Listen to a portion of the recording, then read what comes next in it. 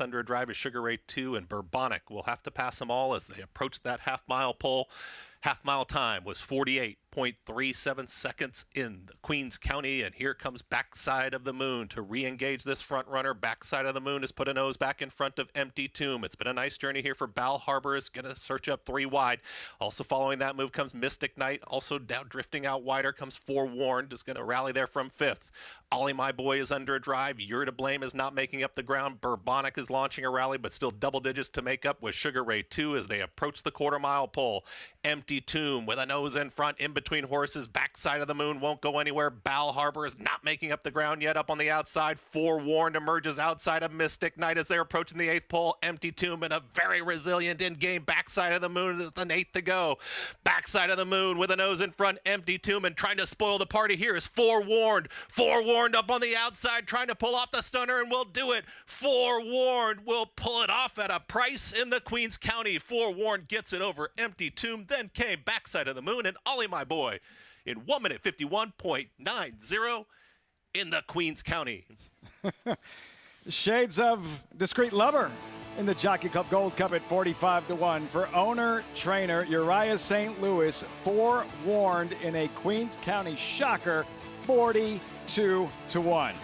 Well, you were forewarned. We talked about this, this trainer that wins with long shots. His horses bank a lot of money. Forewarned worked out a beautiful trip, got to the outside, the best part of the track, and now he's up over $750,000 in career earnings. You talked about Brad Kelly, not bashful at putting horses in big races. Well, neither is Uriah St. Louis.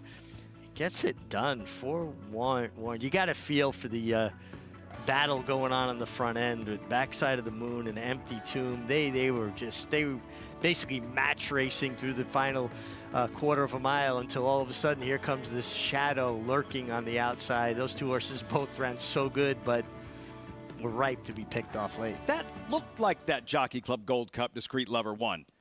It did. You had some really, accomplished Grade 1 winners duking it out inside the final 16th, 8th of a mile, and here comes, who? And it was Discreet Lover plugging away at 45-1, and here Forewarned doing the same at 42-1. You figured if that race was going to be won like that, it was going to be a Bourbonic, right?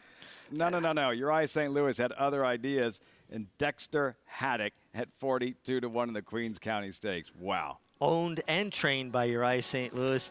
It's going to be a nice drive back up to Parks. It's going to be great. Family operation. Wins come at a premium, but he had Forewarned ready today, pulling up a massive upset in the co-feature at Aqueduct. Forewarned 42-1 in the Queens County Stakes. We'll have those results when we come back. 9-6-2-4. Also at Oaklawn, he was one of the most talked about horses on the Oaklawn backside. Caddo River, Derby prospect, fast, talented, but it didn't work out. So now what?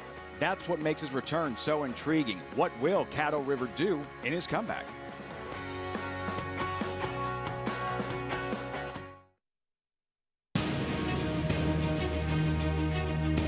Precocity. Strategic speed.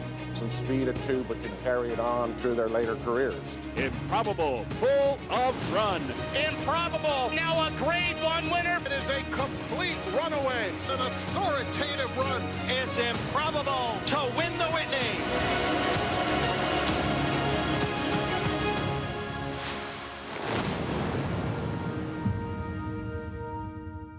Backstretch workers are the backbone of the thoroughbred racing industry. Without them, racing would not be possible.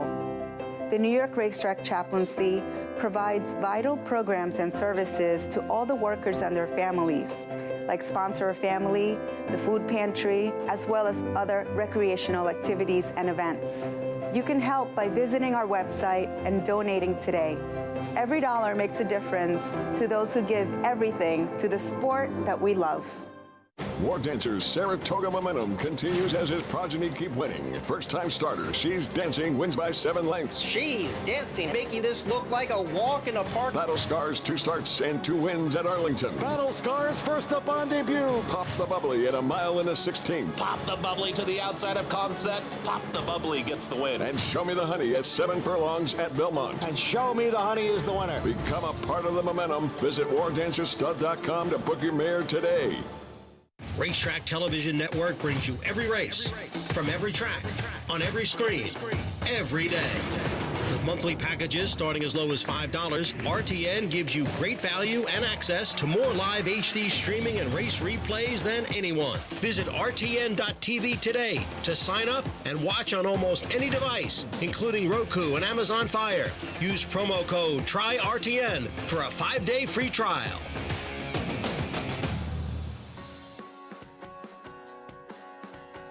A sense of shock here at Aqueduct, what we just saw in the Queens County with Forewarned. As always, our coverage brought to you in part by Naira Bets, but any track, anywhere, anytime with Naira Bets. Get started at nairabets.com or download the app. I think there was like a couple of guys driving to the racetrack today, and one said to the other, you know, I like that Ohio bred that Dexter Haddock's riding in the feature today. Forewarned. Well, if they did, congratulations to them at $86. Forewarned. Well-timed ride by Dexter Haddock, who wasn't playing ping pong in the jockey's room, wasn't shooting pool. He was watching races, and he paid attention. Outside portion of the track, place you wanted to be. It all worked out. I can't wait to hear this. Uriah St. Louis, winning owner, trainer with Maggie in the winner's circle. The upset specialist Forewarned today, Uriah, he came barreling down the middle of the racetrack. You always have faith in your horses, despite the betting public not necessarily supporting them. Well, you know, the horses can read odds, and he worked real good about 8 days ago. And we said, we're going for it. And really a horse that kind of was competing in those really long distance races, shortening up a bit and able to run down 2 horses battling on the front end. He loved anything over 1.8 miles. We tried to get that, and we finally got it. So thank God. Shipping in Dexter Haddock, too, to ride him. Very well done, sir. Very well. Very well. He does a great job. And two, I mean, you're no stranger to the big scene as far as taking down these big races, even the Jockey Club Gold Cup a couple years ago. So congratulations. You're very welcome. Thank you. All right, Uriah St. Louis, owner and trainer Dexter Haddock, in to ride Forewarned. I guess if you talked to Uriah, he would have warned you that this horse is going to run big. Liffy? Such a cool story, a satisfying outcome. Hard to predict. But for Uriah St. Louis, he does it again. And for this late pick 5, Richie, you had the $34 horse earlier and now $86 Forewarned in the Queens County. It's made this sequence quite a bit tougher.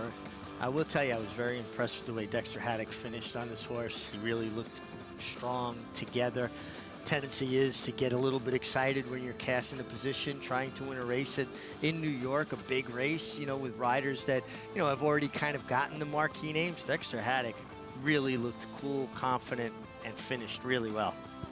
Delivered with Forewarned, who's now earned around $800,000. He's been productive, and you see the will pays there, and it's been that kind of afternoon. You got chalky in the last couple of races, but the bookends we've seen thus far, big upsets.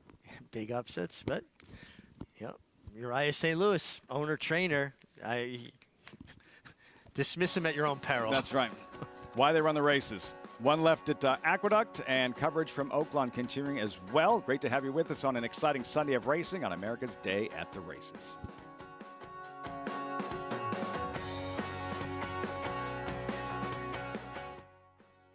A Grade 1 winner of nearly $2 million, Silver State hails from the sire line of legendary Claiborne stallion Danzig. And his second dam is full sister to Kentucky Derby winner Monarchos. After winning the Oaklawn Handicap, Silver State defeated Knicks Go in the Grade 1 Metropolitan Handicap. On the board in 12 of 14 starts from ages 2 to 4, his career included a 6-race winning streak. Grade 1 winner Silver State, standing at Claiborne Farm.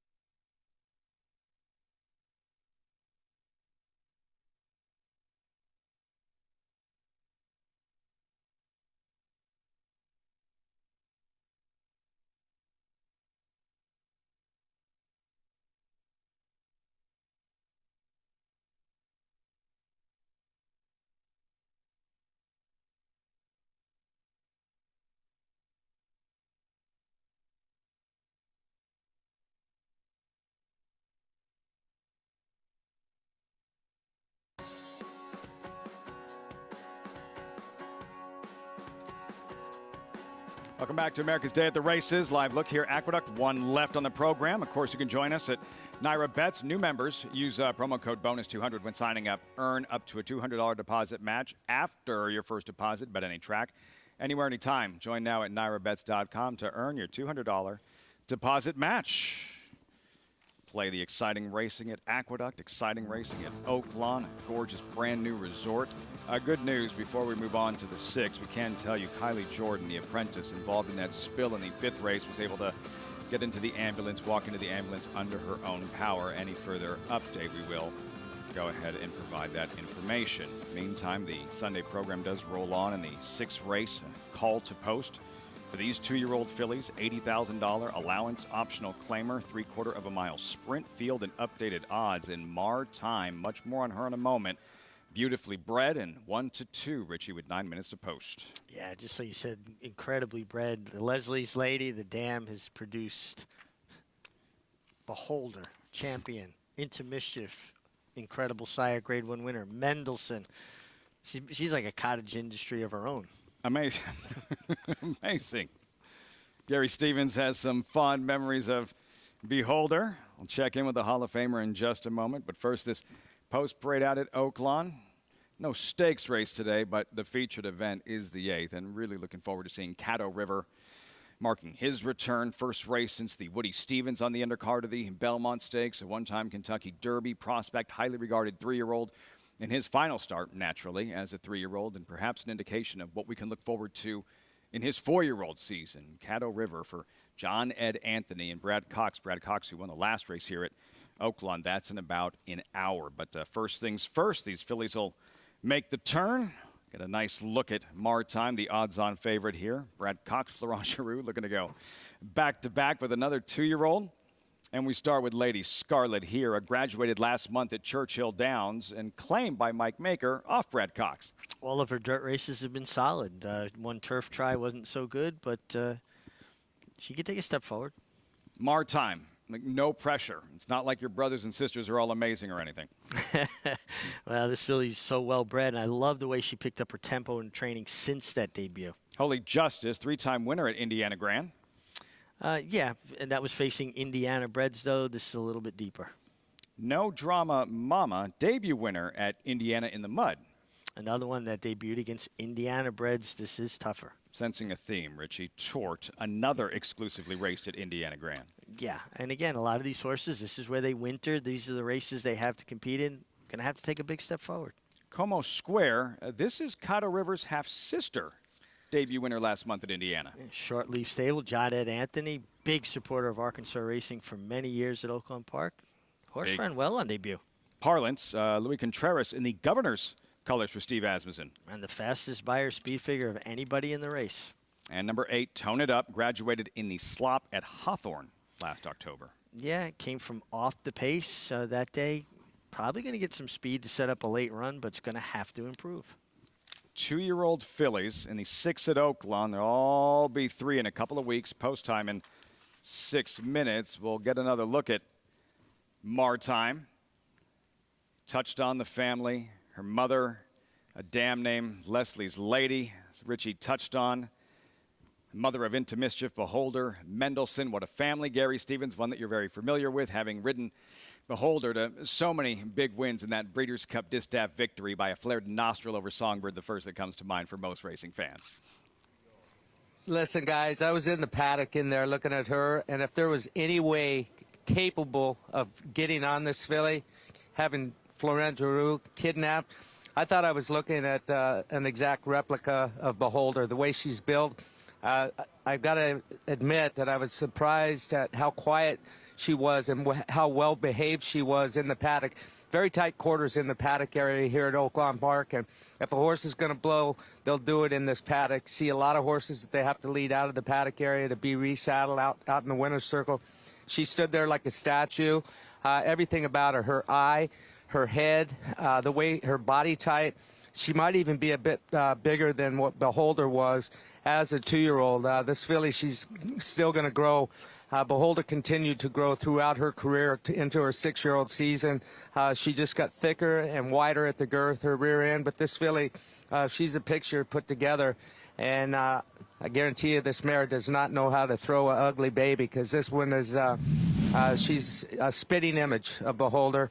And Mendelssohn, the other half-brother to Beholder, and Into Mischief, they are specimens in themselves. So the mare, she just those good-looking horses, and they're pure racehorse. So 3-5 right now, but I'm really looking forward to seeing them get to the starting gate and see what kind of effort she puts in today. This track, it was good earlier. It was a little like glue this morning, a little bit heavy. It's still on the heavy side a little bit. So this isn't about how fast they're going to run in this race, but she's truly a picture and very, very mature out on the racetrack. Guys? Gary, I don't know if you could see it. We were looking at a replay of that Breeders' Cup Distaff. We lost B. Wayne Hughes this past summer, of course, owner of Beholder. We watched you and Mike Smith in that cutthroat duel to the wire. He was on Songbird. You were on Beholder. You raised your whip right at the wire. Like, how did you know? How did you know she won? Listen, after riding races all over the world and at many of the racetracks in the United States, you can sense where the finish line is. And when I pulled up after the race, Donna Brothers asked me, she said, "Gee, are you sure that you won?" And I looked at her and she said, "It's tight." And I said, "I hope so." As I was jogging back, Jerry Bailey hollered at me, and he said, "You got it, G." And I heard, so I actually knew before I'd gotten back to the grandstand. Then Larry Comas, of course, who was announcing that day, he said, "I was counting on you again, Stevens." He said, "I saw you wave the whip," and he said, "I wasn't really sure." But listen, that one could have went either way, and it was the best horse race classic that I'd ever been involved in, and it's too bad that there actually had to be a loser. But she was a true champion and a big part of my whole career. It was like the strawberry on top of a nice sundae. Coming out of retirement and being able to be involved with her from the word go back. One of the greatest races in Breeders' Cup history. Beholder, what a performance that was in that duel down to the wire with Songbird. And here's the family we're talking about. Martime and her mother, Leslie's Lady, Into Mischief, Beholder, Mendelssohn. It's unthinkable. Are you seeing a pattern here? 2005, Grade 1 winner. 2010, Grade 1 winner. 2015, Grade 1 winner. Now 2019. Every 4 or 5 years. All coming together. She throws a Grade 1 winner. All coming together. All coming together. Jonathan Kinch is going to throw some cold water on the whole thing now and tell us why the 4-5 favorite's vulnerable. Yeah, well, that's pretty special for me to do that, right? Look, I bet Beholder, by the way. Here's what I want to say. Think Eli Manning, think Peyton Manning, and think Cooper, right? There was 2 of those guys that were going to win Super Bowls playing quarterback, and they were all from the same bloodlines. Cooper wasn't that guy. I think he's really good in business, so that's okay. Here's what I'll say.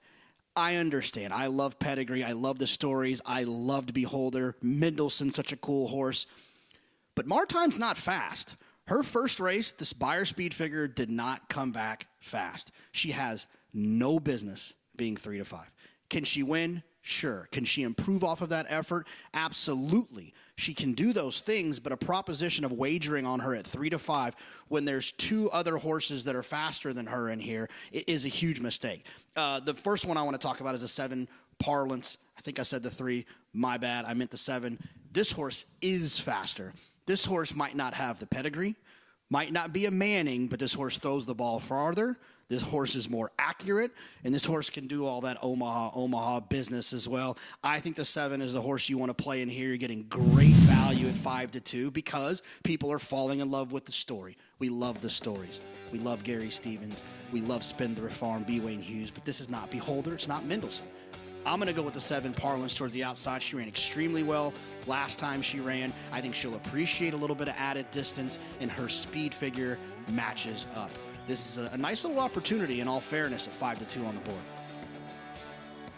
Cold-blooded, opportunistic, sentiment be damned, says JK. Likes Parlance, and you could see why. That performance, flashing her tactical speed and the way she just spurts clear and poured it on late on that particular afternoon, and as a square price there, it's 5-2. The first things first. I want to defend Cooper Manning. who was on his way to being a star quarterback too when he was diagnosed with spinal stenosis, a narrowing of the spinal canal impinges nerves, and he had to end his playing career. So Cooper Manning might have been okay. I tend to agree with Jonathan, though. Martime did not run nearly as fast as a 7 Parlance, but that was her first start, and she can get better. Interesting watching Martime warm up. A little bit of an exaggerated motion, her right hind leg, her hock. And it almost was a little bit reminiscent, I don't know this is just an observation, of a horse that maybe it's a string halt. It's a neurological condition horses have, that they have that exaggerated, almost a little bit of an overstep with one of their hind legs, kind of an exaggerated motion from the hock. And it was definitely something different about the way she moved behind. Doesn't stop them from being good racehorses. We saw War of Will, Preakness winner, had that same condition. Obviously, it didn't inhibit his ability, just an observation. Some horses, for viewers getting more familiar with the sport that haven't followed very long, you see that certain athletes, we had a Clayton Kershaw reference yesterday. Here's another, funky mechanics, right? Yeah.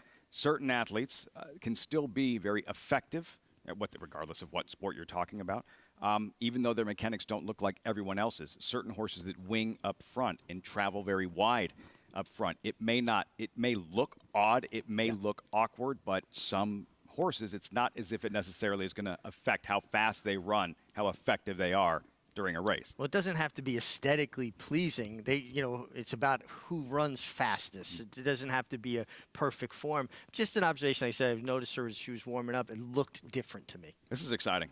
I can't wait to see what she does today in her second career start. Martime off that debut victory. Brad Cox, Florent Geroux looking to go back-to-back. And later, of course, the return of Caddo River, Florent Geroux to ride for Brad Cox. What will Martime do for the Clarkland Farm in her second career start? About to find out. Vic Stauffer with the call. Post-time, 2-year-old fillies taking center stage in the 6th at Oaklawn.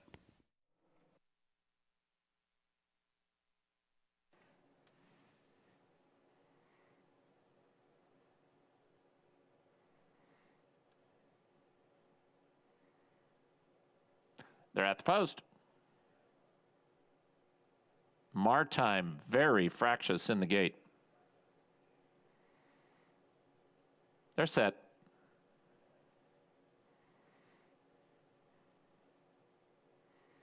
They're off.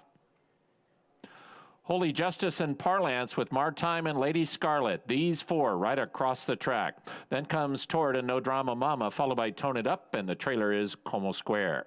It is Lady Justice quickest up the backstretch, a half length in front of Parlance and Martime, together second and third.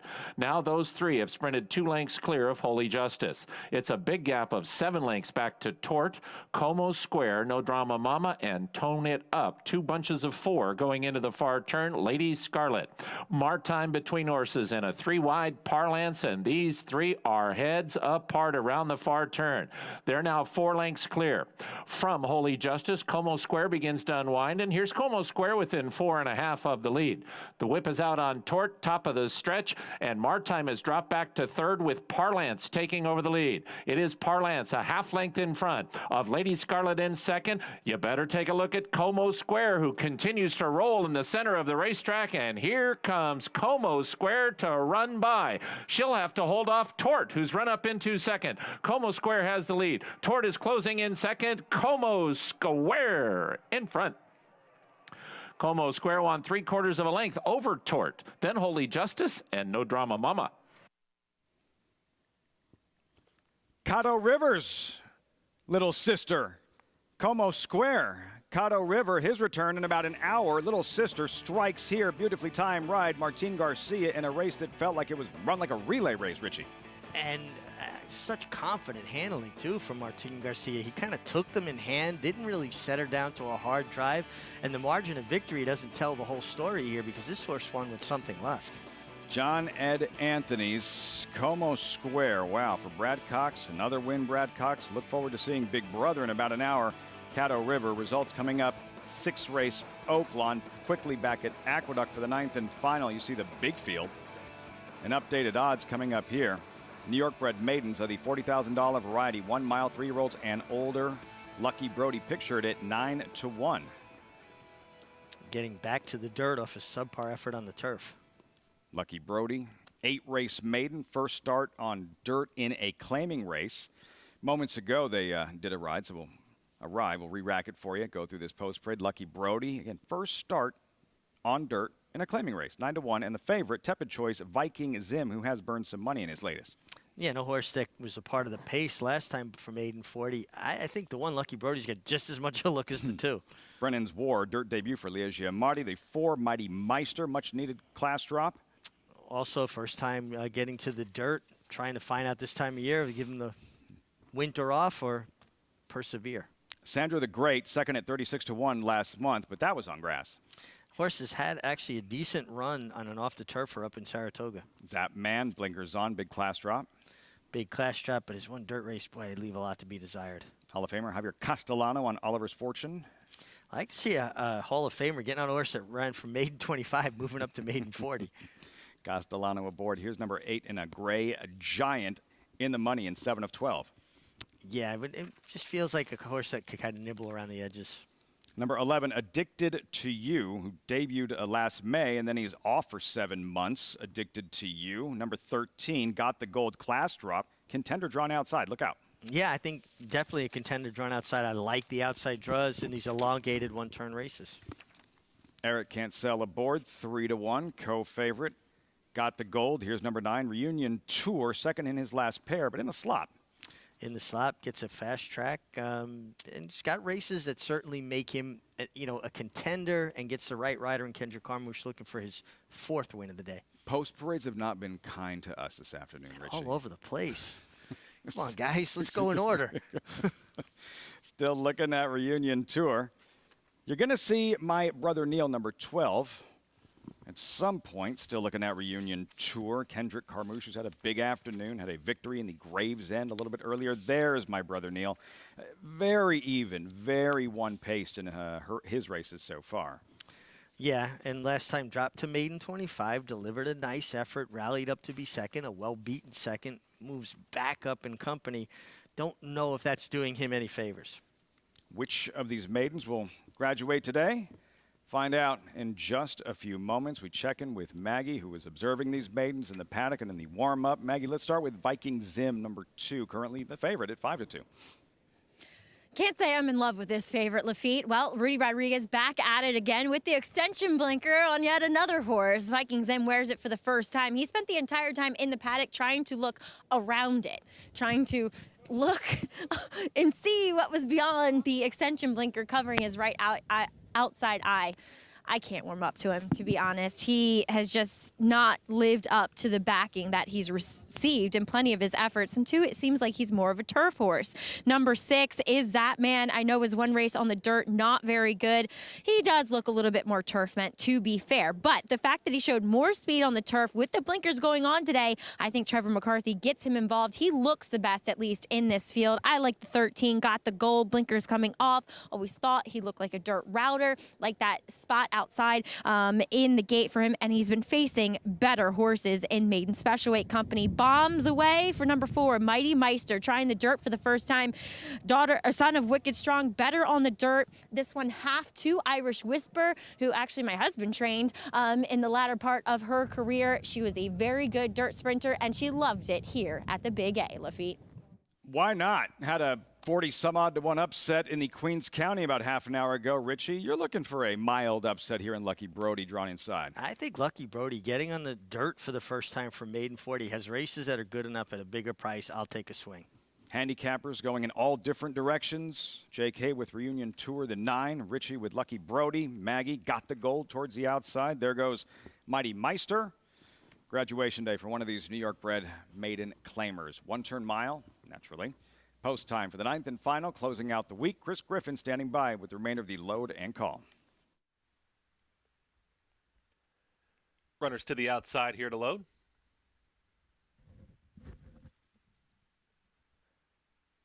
My Brother Neil. Got the Gold. All in line. All set. And they're off. Speed towards the outside. Gray Giant is in the early mix. Also, here comes Zapman. Zapman with a nose in front. Oliver's Fortune is going to track into second. Sandro the Great is looking for some room. Now tips outside of them into the 3 path is going to be third. Then comes Gray Giant, and behind those horses comes Mighty Meister. That's the leading 5. Way out on the far outside, My Brother Neil is in 6th. It's followed in here by Addicted to You. Even further outside will be Got the Gold, who's now mid-pack. Losing some ground was Brennan's Wars in the green cap. Trying to get some forward momentum here is Viking Zim. Wants to work up here from the tail of the field. The 2 trailers, Reunion Tour, and at the back gets Lucky Brody. Oliver's Fortune towards the outside has taken the lead. Zapman is now shuffled back.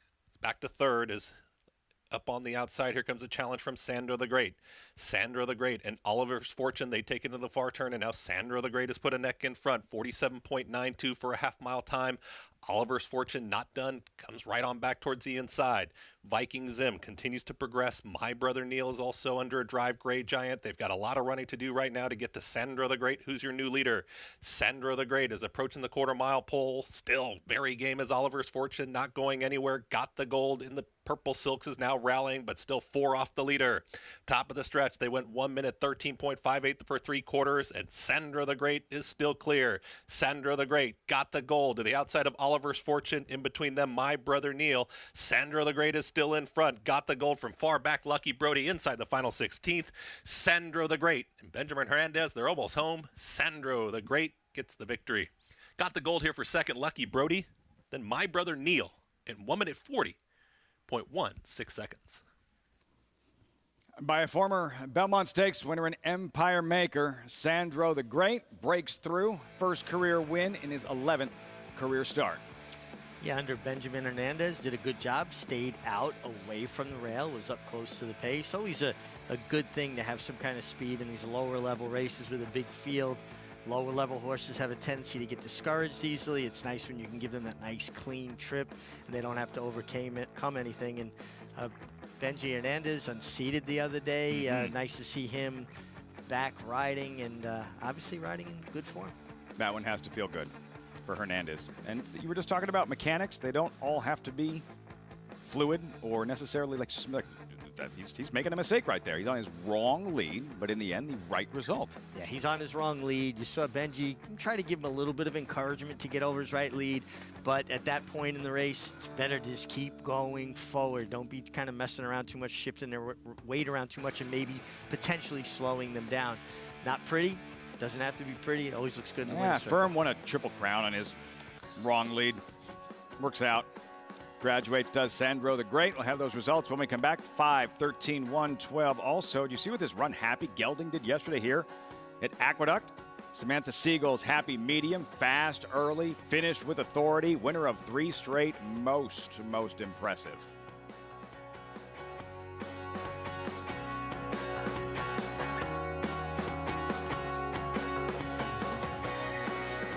This is the horse. Is just too good. This is the horse who became only the second champion 2-year-old to win the Travers in 3 decades. This is the horse who is the only Breeders' Cup juvenile hero ever to lift the Belmont Stakes. History-making brilliance. That's his essential quality. Essential quality. This is the horse. Just imagine. No sport in the world brings the wins home like racing. It's one-of-a-kind, high-speed, high-stakes action, and Naira Bets takes you there. Place your bets and watch the races live from anywhere. With Naira Bets, make easy, secure deposits and promotions every day to earn reward points or cash. Download the Naira Bets app or visit nairabets.com.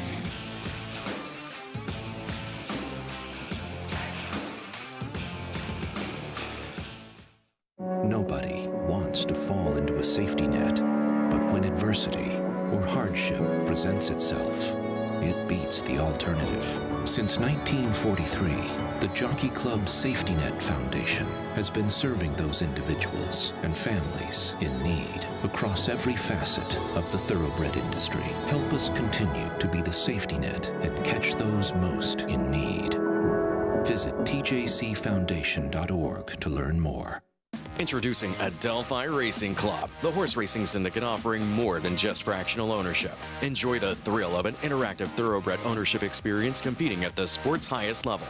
Attend events where you'll interact with top trainers, industry professionals, and club members. We've cheered on winners from coast to coast at top tracks such as Santa Anita and Saratoga. And it will be Exotic West. Become part of a group that celebrates success together. Visit AdelphiRacing.com and join the club today.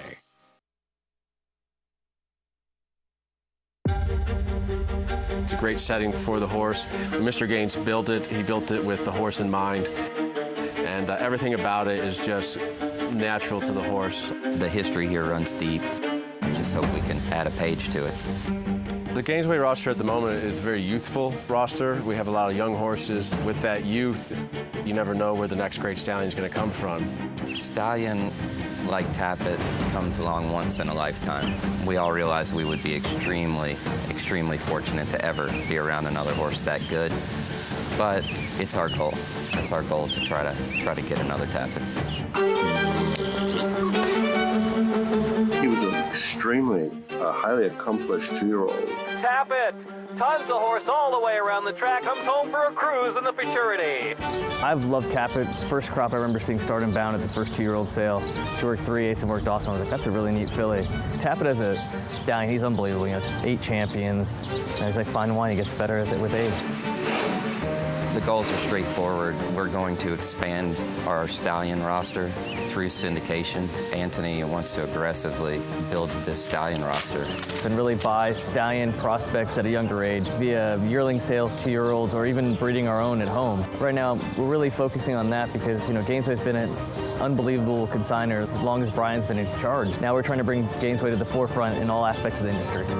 In my career at Gainesway, initially was building our sales program. In the Keeneland sales and Fasig-Tipton, you get pretty amped up trying to achieve your clients' goals. Last year we were the second leading consignor of thoroughbreds in North America. That helps us all sleep better. Thank you, gentlemen. $1,650,000. Consigned by Gainesway. We're ambitious to go get new stallions. We're ambitious to get very high quality stallions. And we're ambitious to carry on a great tradition here at Gainesway that Mr. Gaines started. The Beck family has continued on. I'm excited about all of them. Caraconti's off to a wonderful start. I'm excited about Tappert's chances at stud. Horses like Tappet, who was a $1.2 million yearling and a classic winner, and is by Tappet himself. McKinsey is a stallion prospect. It's the first stallion prospect I was part of at Gainesway. He was always top class. His Whitney at Saratoga is one of my favorite races of his. McKinsey has won the Whitney! The Book of Mary guy was unbelievable. We're really excited about him at Gainesway right now. You never know where the next good horse is coming from, and as long as we're out there bringing them in, the sky's the limit.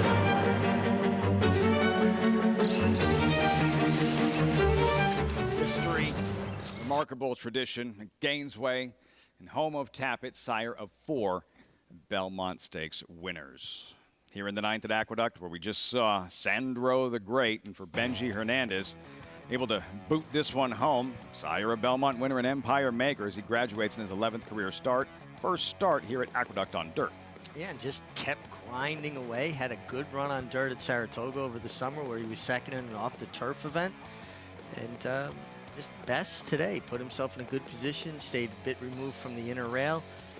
13 horse who took a lot of money, ran well, just second best. That's got the gold. And the 1 horse, Lucky Brody. You like Lucky Brody? Conked along and got third. Someone had to be third. At 10-1. Yeah. A trifecta. 278 and change. 5, 13, 1. 9 up and 9 down from Aqueduct. Fun day of thoroughbred racing. Saw Mike Dubb, owner of back-to-back winners in the Gravesend over the last couple of years. And a 42-1 shot in the form of Forewarned. 4-1 for Uriah St. Louis. Pulled out that huge upset in the Jockey Club Gold Cup. Discreet Lover, Forewarned, $86. And there you see the payoff of the late pick 5. Yeah, some very logical horses in the second 2 legs, but man, good handicapping if you came up with the rest of them. 43,000 plus. Phew. See, that's the beauty about going to the races. You go to a ball game, you know you're going to spend X amount of money. You're going to have a good time. You're going to make a memory. but you're coming home with less money than you went there with. Racetrack, you can have a good time, make some memories, and maybe come home a bit richer for the experience. A fun weekend of racing here at Aqueduct. Yesterday with the 2-year-olds, we'll recap the New York Stallion series you saw yesterday, and today with the older horses that you just saw, highlighted by Forewarned in that big upset in the Queens County Stakes. So the racing through here at Aqueduct. We still have 3 left at Oaklawn. Called to post for race number 7, race number 8, marking the return of Caddo River. Little sister won the last race here for Brad Cox, Florent Giroux, enjoying a big weekend at Oaklawn. This one, a $35,000 optional claimer, mile and a 16, 3-year-olds and older. Good size field. Scratch numbers 5, 9, and 12. Number 10, the current favorite. Luck of the draw. By the way, there was that spill earlier involving apprentice Kylie Jordan. We heard from Jen Hoyt, director of racing. Kylie Jordan, who we mentioned had walked into the ambulance underneath her own power. An update now, she has been taken to the hospital in a possible shoulder dislocation. Possible shoulder dislocation. Kylie Jordan to the hospital after that spill in the 5th race here at Oaklawn Park. Yeah, and we just hope that she's okay. Kind of fell, obviously, a bit awkwardly, and just kind of shows you how tough, though. Get up, walk to the ambulance, dislocated shoulder. She was probably looking to see if she could ride the remainder of her mounts today. Any further update, we will pass that along. Post-break here, Oaklawn, you're looking at Cat Daddy, second in a stakes race at Remington at 26-1 last month. Yeah, and a horse that has won at Oaklawn Park in the past, 2 for 18, albeit, gets a good inside draw, taking a lot of money. 4-1 from a 12-1 morning line. Kenny Tohill in the saddle. Cat Daddy, number 2, leader of men, 30th career start, but his Oaklawn debut. I think 19-1 is too big a price for this horse. He's beaten 5 lengths to Thomas Shelby, who was runner-up in the Tinsel yesterday, and he kind of lunged at the break last time. Jolton Joe, 3 lifetime wins, each of those on grass, most of his experience on grass. Yeah, and he's going to have to show dirt form that I haven't seen yet to be competitive here. United Patriot, 10-time winner, but off the board in all 5 races this year. Yeah, it just doesn't seem like he's in his best form. Scratch number 5, Warriors Map, Truculent, in search of a 4th win this year and 3rd here at Oaklawn. Yeah, 2 for 4 at Oaklawn with the 2nd, though, so obviously shown a fondness for the race course there. Eskin Fort, first after the claim, Chris Hartman. A horse that should have some speed, should be involved early. Followed by number 8. At 7-2 contender, first line, and Ricardo Santana in the Wyckoff turquoise for Mike Maker. Yeah, definitely a contender here, which makes a lot of sense.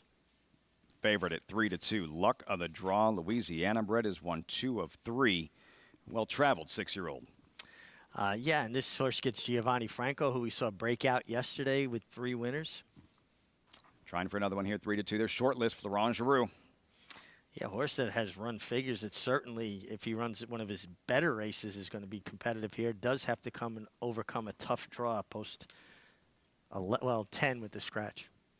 Field for the 7th at Oaklawn Park. Post time in 4 minutes. $35,000 optional claimers going a mile and a 16, 3-year-olds and older. Gary Stevens with us. The Hall of Fame jockey is also Giovanni Franco's agent. Franco on the favorite. Luck of the draw, Gary. And how excited was Giovanni yesterday after knocking out the first 3 wins of the meet?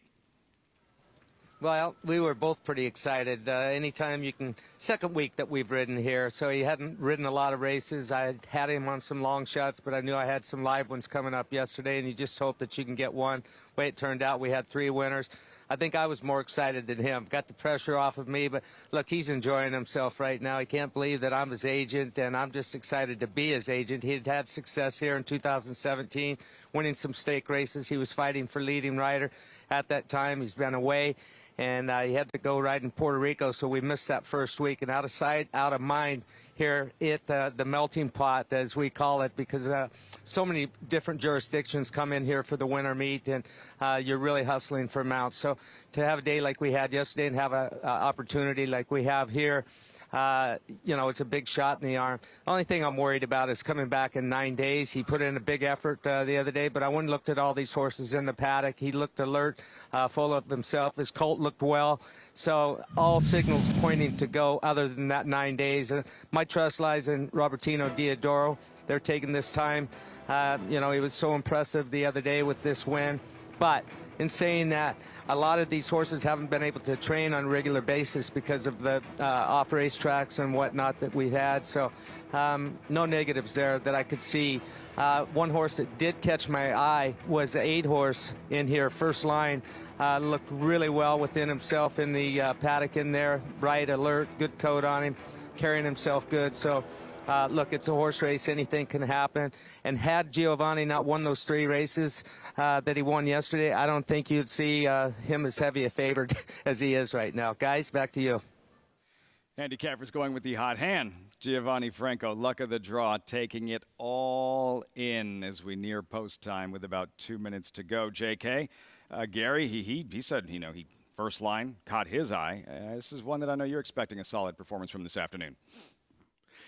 Yeah, I mean, First Line was a horse that, if you remember, was entered into the Travers back in the day when he was with Orlando Noda. He was trained by Mike Maker. I trust Mike Maker. And in these races, when there's a lot of horses that look similar, with similar speed figures, I go with the trainers that I believe in the most, Mike Maker being one of those. I like to hear Gary say First Line looked good in the paddock and walking around the racetrack. So I think the 8 is obvious. The other thing, the 10, luck of the draw. This is a horse for Robertino Diodoro that I do think will run well as well. It's one of those situations where, I got to be honest, I don't know a nicer way to say it. If a bad trainer runs a horse back quickly, I kind of dismiss it as a toss. A good trainer runs him back quickly, I look at it as a plus.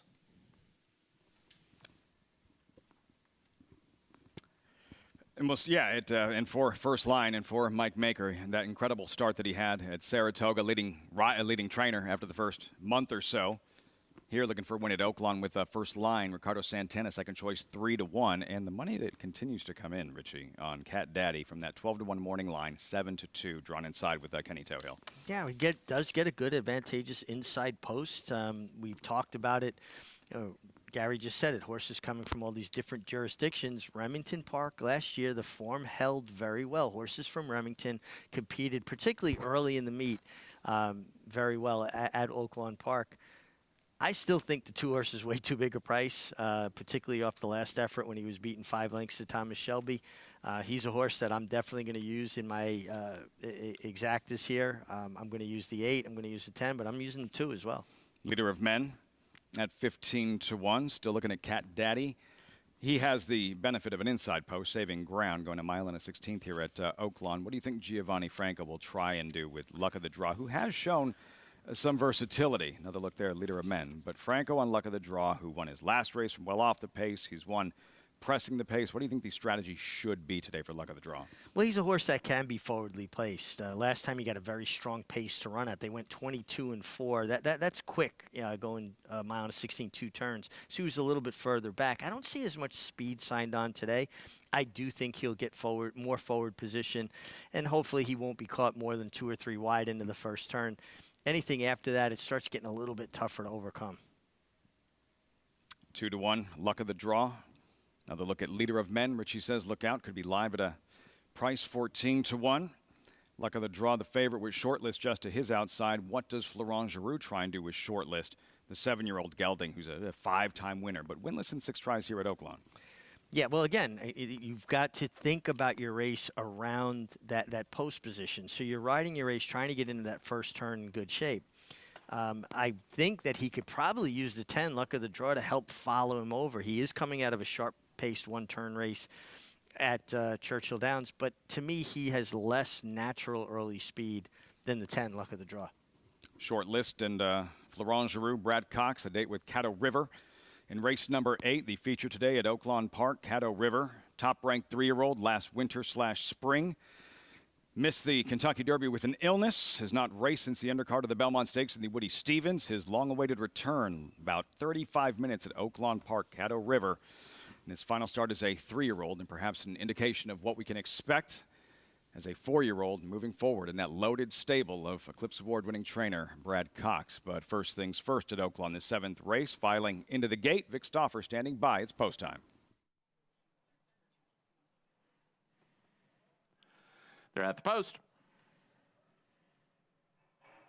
They're off. Fast start for Truculent, who goes for the front from Cat Daddy and Eskin for it. First line, and in the center goes Luck of the Draw. He's mid-pack early. Then comes United Patriot and Shortlist, and at the back of the pack are Jolton Joe and Leader of Men. To the backstretch they run, and the leader is Truculent. He's a length and a quarter in front of Eskin for it in second. Cat Daddy is third, and he's pulling at Kenny Toehill, third and about 2.5 from the front.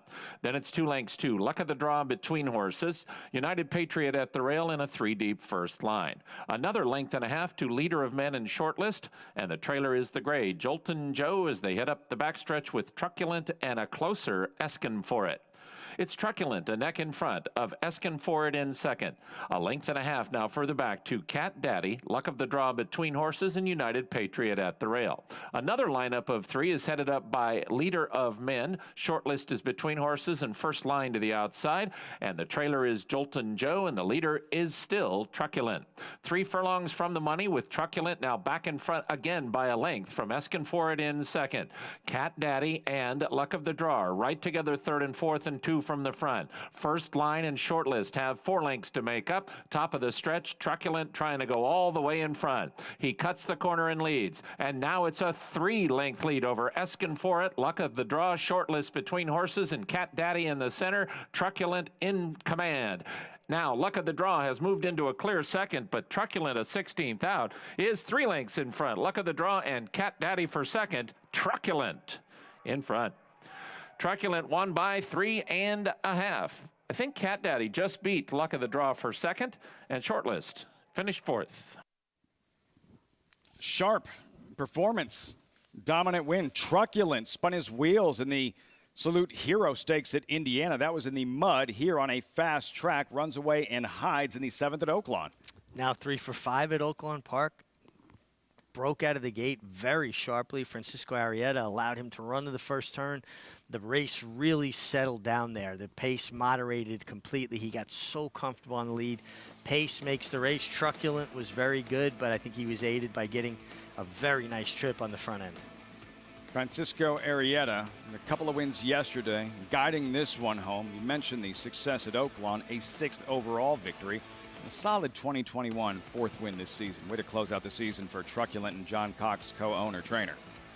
Yeah, absolutely. And again, when you see a horse break that alertly, it's usually kind of an indication that they're just sharp. I mean, because he exploded out of the blocks, hit the front, and then just moderated, settled nicely on the lead. Easy win, Truculent.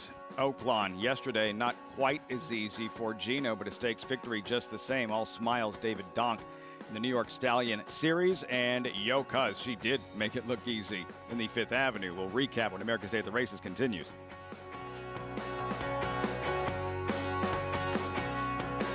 Good Magic's in front. Good Magic pulls away from Sobomini. Good Magic's gonna win his first race, and he's gonna do it in the Breeders' Cup Juvenile. Good Magic to the front of the field in the Toyota Bluegrass to win it. The champ is back. Good Magic in a good-looking performance. 800,000, 75, 875, 8.5. Pete, 775,000. Thank you.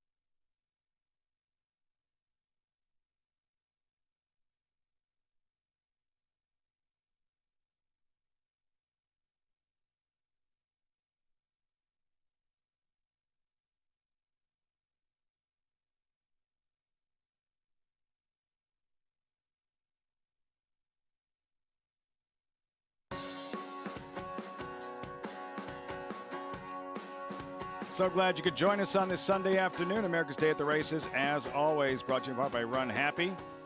3-year-old champion sprinter, always race medication-free, standing in stall 1 at legendary Claiborne Farm. We'll have more on Run Happy in just a moment. How about Francisco Arrieta?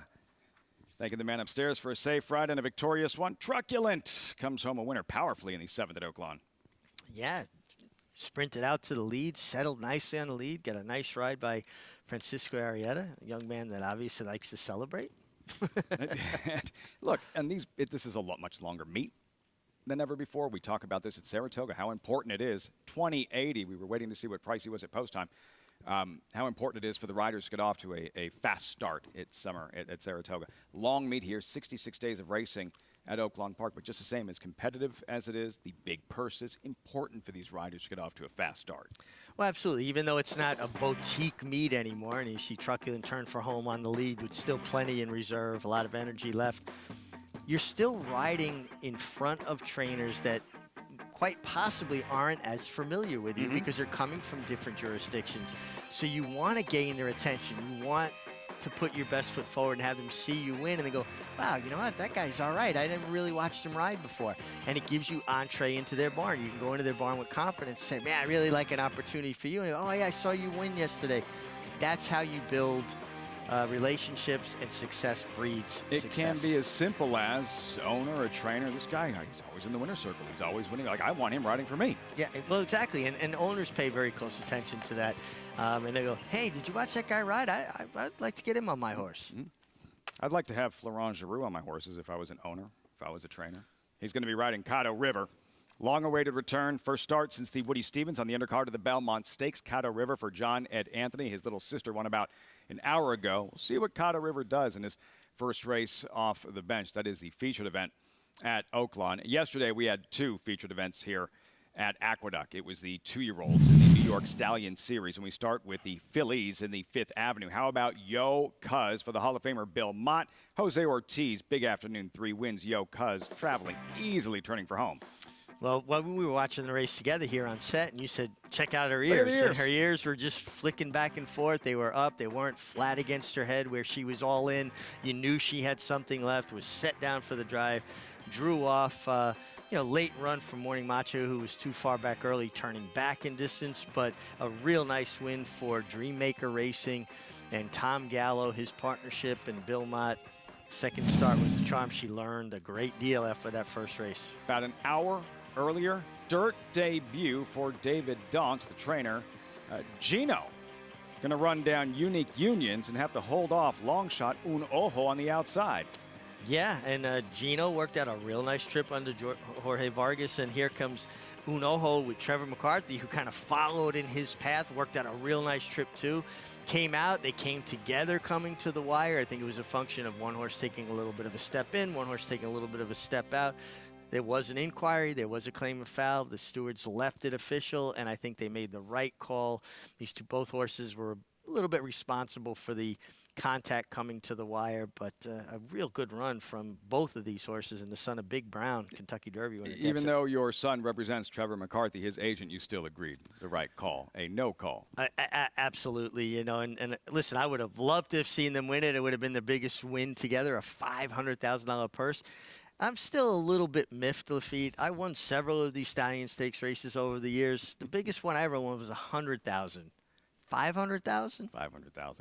Can we like prorate this? Can we get like some of this back? Cause there's like a $20 million horse race in Saudi Arabia, right?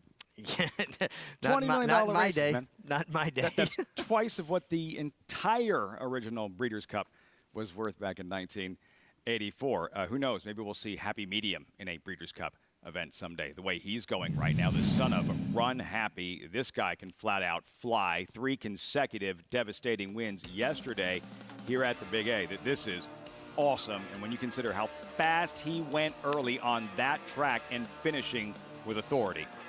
Well, this is a prime example of it's not how fast you're going, it's how you're going fast. This guy coming fast comes easily to this guy. He's just, the efficiency of his stride, the mechanics of his stride are just so good. And that's kind of the benchmark of what we've seen from a lot of the Run Happies. They just have a beautiful way of going, great mechanics, and they're able to cover a lot of ground. And that's why we're seeing some of them able to go further than just sprint distances. Not all good horses possess speed. It's how you learn to possess that speed. This is a very good horse for JMS Stable. Samantha Siegel, Michelle Nevin doing a great job. And look how easily he went to it, ears up. Look at his ears up, geared down through the wire. You know, I know there are people that don't feel like when a horse wins wrapped up, they could have went much faster. When you see a horse wrapped up and their ears go forward like that and their stride kind of almost shortens up, they can go faster. You're not going to convince me there's not more in the tank. Absolutely. Like, I know there's more in the tank. And how about Run Happy as a sire? And what we've seen, look at the Kentucky Jockey Club, Smile Happy, following C, second in the Cigar Mile, and what we've seen from Happy Medium, what Happy Medium is developing into for Samantha Siegel, JMS Stable. And you know what? I love the progression, too. They've taken their time. When he gets ready to step in, you know, deeper water, tougher company, he is going to be primed and ready for it. He's going to have foundation. Smile Happy, 2 for 2. He's a Kentucky Derby contender. He is for real. Remember his name. Mattress Mac, Jim McInvale, big, big smile. So should anybody be associated with this guy. How good was Bold Journey yesterday for the Hall of Famer Bill Mott? Watch him through the stretch here at Aqueduct. Yeah, he was very good. I mean, he just destroyed this field, and he's coming through the lane right here, still on his wrong lead, but being asked a little bit, but more into his hands with Jose Ortiz, and he won quite easily. This was a really nice effort for the son of Hardspun. Son of Hardspun, as you mentioned, we saw some really good 2-year-olds this weekend from Happy Medium, from that colt, the New York Stallion Series, and all these 2-year-olds about to turn 3 in a couple of weeks, and exciting weekend here at Aqueduct. The older horses that we saw today in the Gravesend, that huge upset with Uriah St. Louis, and we're not done yet. Still 2 left at Oaklawn, the return of Caddo River for Eclipse Award-winning trainer Brad Cox, who has had just a unbelievable season you read about with all the Grade 1 wins. Caddo River didn't make the Derby, off the bench. What will he do in his comeback?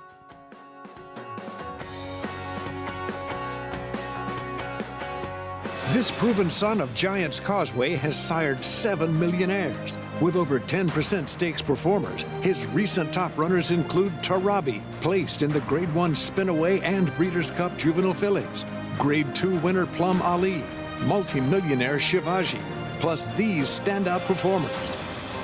Now his biggest book in the past decade will be 3-year-olds in 2022. A proven value sire, First Samurai, standing at Claiborne Farm. For 3 generations, the Bond Racing Stable has held to a simple philosophy. If you take care of the horses, they will take care of you. That guiding principle drives every aspect of operations at the family's Songhill Farm and Racing Stables. From breeding to breaking, racing and retiring, our commitment to our horses is reflected in everything we do. Now you can join our Grade 1 winning team with racing partnerships starting as low as $3,000. Bond Racing Stables, 3 generations of thoroughbred excellence. Spun to Run. In the Breeders' Cup Dirt Mile, he defeated a loaded field that included multiple Grade 1 winners Omaha Beach and Improbable. His brilliant speed figures were among the fastest of any 3-year-old at a mile or more. And he hails from the legendary Danzig sire line. Multiple graded stakes winner, millionaire, Breeders' Cup champion, Spun to Run, standing at Gainesway. Racetrack Television Network brings you every race, from every track, on every screen, every day. With monthly packages starting as low as $5, RTN gives you great value and access to more live HD streaming and race replays than anyone. Visit RTN.tv today to sign up and watch on almost any device, including Roku and Amazon Fire. Use promo code TRYRTN for a 5-day free trial.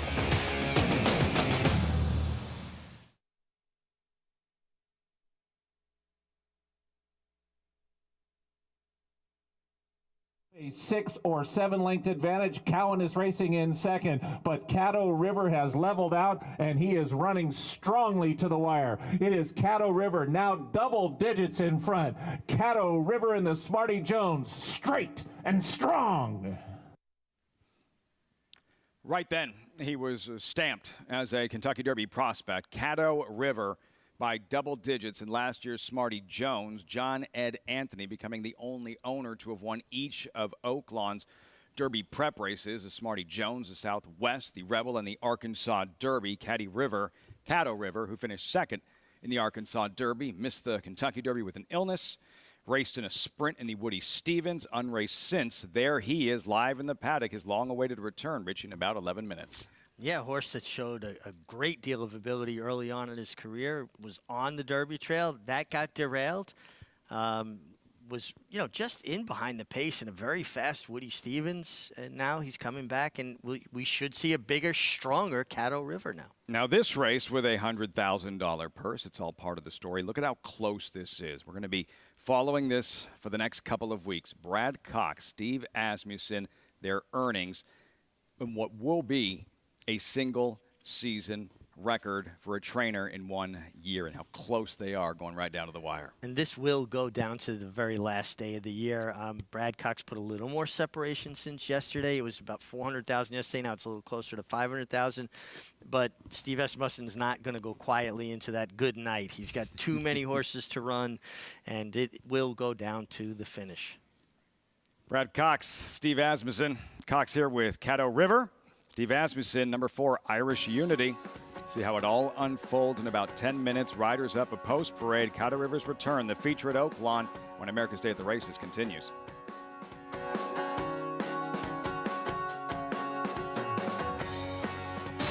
Run Happy is the #1 second crop sire by stakes winners, graded stakes winners, and earnings. Run Happy is represented by Smile Happy, the Kentucky Derby individual Future Pool 1 favorite. A leading dirt sire, and now with an exciting Kentucky Derby hopeful. Call Bernie Sams now and book your mare to Eclipse Champion Run Happy right now. Run Happy standing in stall 1 at Claiborne Farm.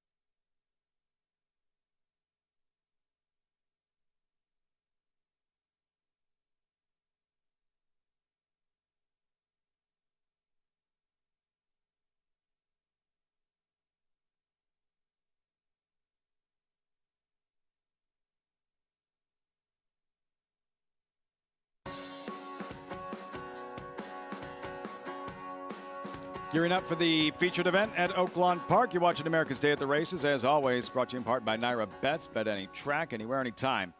With Naira Bets, get started at nairabets.com or download the app. Post-parade brewing for this 8th of 9 at Oaklawn Park. Caddo River 1-2 with Florent Giroux aboard for Brad Cox. And at this mile distance where he's been most effective, that dominant maiden win and the 10-length Smarty Jones victory we just saw. Yeah, horse that just showed so much ability early in his career, always has been quick, has an inside draw. First time dropping out of stakes company since he broke his maiden last November at Churchill Downs. So good place to get him started. John at Anthony's Caddo River. Field to 7 here. And there is Caddo River with Florent Giroux in the saddle. 2-time winner. It's banked more than $400,000. First start since Belmont Stakes Day. And he looks like he's on his toes, looks fit as you would expect a Brad Cox trainee, and he's got to live up to his little sister's win earlier on the card today. Defender, the 5-year-old, 31st career start. Yeah, and this is just a pretty tough spot he's landed in here, a horse that probably will be a little bit outfooted stalking today. Moliere and Robertino Diodoro first after the claim. First after the claim, claimed him off of a Hall of Famer, though, in Steve Asmussen. At best, a lateral move. Maybe he goes Lone Rock with this one, Robertino Diodoro. Steve Asmussen has that gelding, Irish Unity. A horse that can have a definite say in how this race is run, because he can have speed, Irish Unity. Number 6, highest distinction, pictured. Yeah, another one that I'm sure when they picked up the overnight and saw the likes of Caddo River and even Irish Unity, they were like, wow, we landed in a tough spot. Atoka for D. Wayne Lucas. A horse that's got races that would make him competitive here. Go back to the Yak 2-back. A horse that at one time had very high speed has become a little bit more tractable recently. Outside, What a Country, 13-1 with Kelsey Hara aboard. Yeah, another one, you know, that just would have to find one of the better races of his life and maybe a little bit more than that just because he landed in a very tough spot. Field for the featured event at Oaklawn Park. 7 of them going a mile. All eyes on Caddo River. Jonathan Kinchin still with us. Gave us some good reasons why to avoid the odds-on favorite in the previous race. Jonathan, Caddo River, trustworthy in your opinion at 1-2? Look, trustworthy at 1-2 is one thing. Well, what I will say this. Caddo River has everything kind of going for him. Now, here's what we'll talk about. First of all, keep in mind he was a 3-year-old when he was doing all of his damage, and he still is a 3-year-old, but this is the tail end. You could almost consider him a 4-year-old at this point. He's almost there. So when you're looking at other 5-year-olds and 4-year-olds, you kind of know what the ceiling is for those two. You understand. Their ceiling is kind of already set. You got to expect Caddo River to take another step forward. But then let's look back at the Arkansas Derby and then even his races prior to that. In the Arkansas Derby, he got hooked at a very fast pace. And Superstock picked up all the pieces, and that's how Superstock won. Caddo River found himself in a little bit of a predicament in his 3-year-old year where he kept facing these speedy Bob Baffert types. What was he going to do in the Rebel? He raided. That didn't work out. In the Arkansas Derby, they tried to go to the front. That didn't work out. This horse has run well fresh. Brad Cox knows the horse. I think he'll be ready to run today. I think there's another improvement in him just from an age standpoint, and I do think that we'll see the real Caddo River. I do think he'll run well, and let's keep in mind this will also be the first time he's running on Lasix. Lasix, and Brad Cox had mentioned, Richie, that based upon what Caddo River does on this afternoon will give him a better indication of what to expect during his 4-year-old season. You reached out to Brad Cox. Yeah, and heard back from Brad Cox and really appreciating him back to me. I know he's busy, but he says he's been training really well. He loves Oaklawn, and he likes getting him back around to 2 turns. Hall of Famer Gary Stevens with us. What are you noticing from Caddo River here as the warm-up continues and we near post time? A horse that's very happy, very fit, and I like the fact that he's run so well off of layoffs in the past. And look, he looks like a horse that's well meant today. Don't like the short price, but another horse I want to talk about, typical Wayne Lucas looking horse, his type of horse, and it's a house horse, Atoka, in this spot today. And he looks like $1 million out there. All of Wayne's do, but I guarantee you that Luis Contreras got the rah-rah talk from Wayne Lucas, it being a house horse out there, telling him how good this horse can run, how good he's been in the past. And you're right, the Yak is a race that makes a little bit of a battle of it with Caddo River in this spot. So don't throw the coach out. I've paid the price many a time by not listening to him and going elsewhere, and it never pays off. This is a Zach right here. I'm assuming, I don't have it in front of me, but it was a very good race. Finishes up good with good energy, and this race makes him competitive. It was a grade 3. Why he ran like he did in his last race, It was a sprint stakes, other than it was a very, very tough $300,000 race at Churchill Downs. And he faced the likes of Mucho, who won the stake the other day here, and Sir Alfred James, who came back and won as well. So it wasn't an easy spot stretching back out to the mile distance today. One to keep in mind, guys. Atoka, Gary Stevens, yeah, just swarmed late in the ACAC, but a solid performance for Dwayne Lucas. Yeah, we've been taught that lesson time and time again. Never, ever dismiss the coach. No, and you know, he's a Hall of Famer. He changed the landscape of training in North America in the 80s with multiple divisions and shipping horses around. And Gary talked about the individual, you know, the kind of horse that Atoka is. Wayne Lucas is always like thicker build horses that are, you know, big boned, strong horses. He started out with quarter horses. They have almost a little bit more of a quarter horse look to them, a certain type, very, very strong behind. And if this horse runs back to his ACAC, he is going to be salty. Atoka, Lucas, who's won derbies with horses who weren't supposed to win derbies, former claimers, horse that no other rider wanted to ride. He wins derby with a filly. Four-time Derby winning trainer Dwayne Lucas, and trying here with Atoka in the featured event at Oaklawn. Caddo River 1-2. Richie, there is Moliere and Robertino Diodoro first after the claim. Diodoro, of course, who won yesterday's at Tinsel, the first running with Lone Rock, former claimer. Yeah, and listen, he took this horse off for Steve Asmus, and when a horse improves going from one barn to another, it's never an indictment of the barn they're leaving. Sometimes just a different system, a different way of feeding, a different way of training, just something that clicks with a particular horse that was done differently in a new stable. So, you know, like sometimes I think people take offense if a horse is claimed from them and we laud praise on the new connections. It's not that we're pitting one stable against another. It's just a horse responded to something different. Change of scenery, something different, perhaps leading to a better result. Moliere, who is a 4-year-old. These are 3-year-olds and older. Number 4, Irish Unity, a 3-year-old. Caddo River, a 3-year-old. As Jonathan mentioned, at this time of year, does it matter? But he made a great point. When, you know, horses don't fully mature till the age of 5. So Caddo River should be a better horse at this stage of his career than he was 6 months ago. And he'll continue to get better. Where when you have a horse that's 5 getting ready to turn 6, or a horse that's 4 that's getting ready to turn, you've pretty much seen about their ceiling. You've seen about the best of them. We haven't seen the best of a 3-year-old yet. He could have a big step forward in him. Brad Cox, as Caddo River, he turns 4, part of that older horse contingent in his stable. Nick's Go, Breeders' Cup Classic winner, the season essential quality had, Belmont Stakes winner, Travers winner, about to turn 4 as well, and a lot of intrigue about Caddo River and how good is he now? We know how good he was from late last season as a 2-year-old, the victory, the runaway win in the Smarty Jones. Who is he now, all this time off, and what we can expect moving forward from Caddo River? Well, you see, that's what's exciting about racing, because, you know, we're always looking to the future, how horses are going to change, how they're going to develop, what we're going to see next. For me, I get a big kick out of just seeing the short leaf stable, John Ed Anthony, those iconic colors. You know, I came up as a kid when it was running under the Loblolly stable banner, but the same colors. And Joe Canty was his main trainer, and Eddie Maple would ride a lot for Joe Canty, and they would winter at Oaklawn and, you know, Hot Springs. And I always enjoy the names of John Ed Anthony's horses. They usually have some great meaning behind them, or some location, usually in Arkansas. So, you know, I'm excited to see these colors kind of have this renaissance that they've been having over the last few years.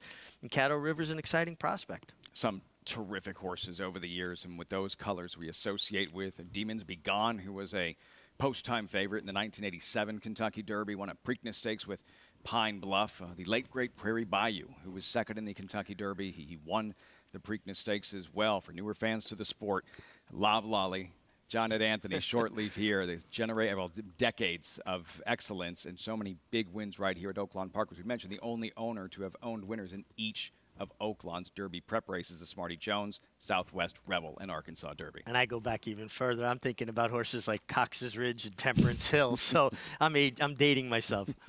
Caddo River for John Ed Anthony, the homebred. What will he do in his return? It is post time for the featured event. 8th race live from Oaklawn. Vic Stauffer standing by. They're at the post. They're off. Looked like Caddo River might have popped the gate open a split second before they sprung it. We'll see. Defender and Irish Unity with a now tugging Caddo River who has to take back at the rail. Atoka is next, then What a Country, and the early trailer is Moliere. To the backstretch they run. Defender has the lead, and he's just crawling along on the lead. They're going very slow. Defender 2 lengths in front. Caddo River is an absolute handful for Florent, and now he's in a tough spot. This has been a disastrous first quarter mile. Caddo River going to try to go through from the inside. Irish Unity just outside of him, and a 3-wide highest distinction. Meanwhile, Atoka gallops along in 5th, and he's about 4 from the front, and they're 2.5 in front of Moliere and What a Country. Midway on the backstretch, finish line is the 16th pole, and Defender is the leader. It is Defender a length in front of Irish Unity and a 3-wide highest distinction. Caddo River has settled down a bit, but now he's 2 from the front, and Atoka might try to keep him in tight, leaving the backstretch. Caddo River and Atoka both 2 from the front. 4 lengths further back to Moliere and What a Country. They round the far turn. Highest distinction has a short lead from Defender and Irish Unity. Atoka gets the jump on Caddo River, and he runs up 4 wide. Caddo River is 5th now, and he's got to go from there. He's 2.5 off the lead. Now finally in the clear. If he wins, he's a half an hour the best. Highest distinction and Atoka. Caddo River with 2.5 to make up. Defender at the rail, and here comes Caddo River outside of Atoka. Atoka has the lead. A Caddo River charge. Atoka, Caddo River, they hit the wire. Caddo River did it. He won by a neck. He might have been 6th the best. Atoka was 2nd. Then highest distinction, close for 4th. That really just happened? Everything went wrong except the result, Richie. Caddo River somehow overcoming all kinds of trouble to win this 8th race, the featured event at Oaklawn, in his comeback.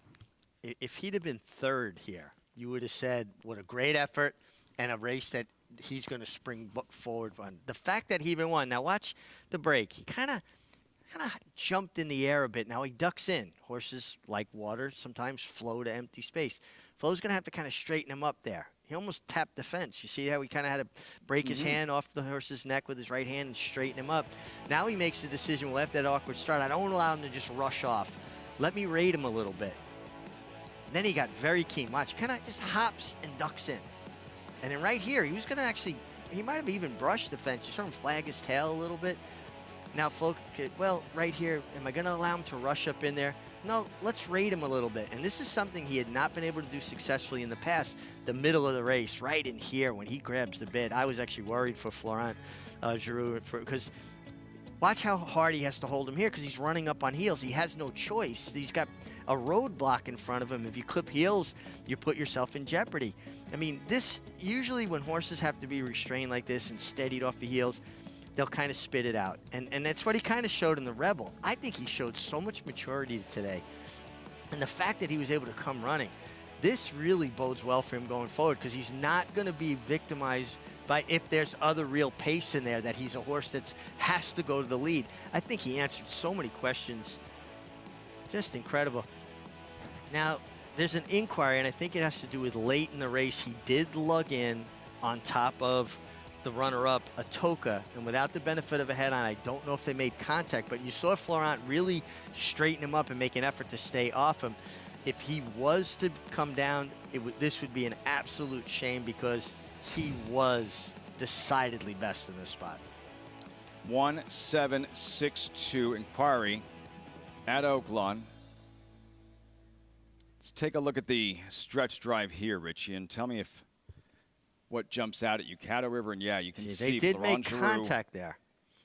But I think from what I'm seeing, and I hope we can get that from a little further back, I think the inside horse came out into him. And that's right at the wire.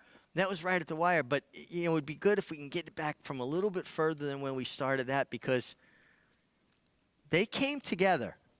But was it a function of the 7-horse Atoka coming out, or was it more a function of the one Caddo River coming in? I think Caddo River did try to lay in, but who initiated the contact? You see Florent kind of straighten him up there. He's going to straighten him up again out from behind him.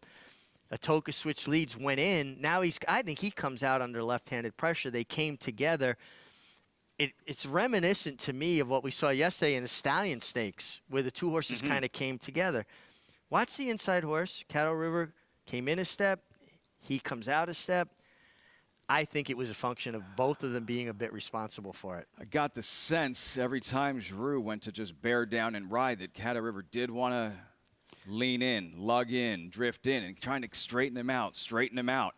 And just a struggle trying to keep Caddo River straight. We'd love to see the head-on once A true head-on will tell a better story. But I will say this, too. I think Florent felt like he was running out of time, and he was continuing with a right-handed crop when he might have been better served to switch sticks, but I think he thought, I'm running out of time. I got to keep him going forward. He didn't want to change up too much and take the time to switch his crop from his right hand to his left hand. Here's the head-on, Richie, our first look.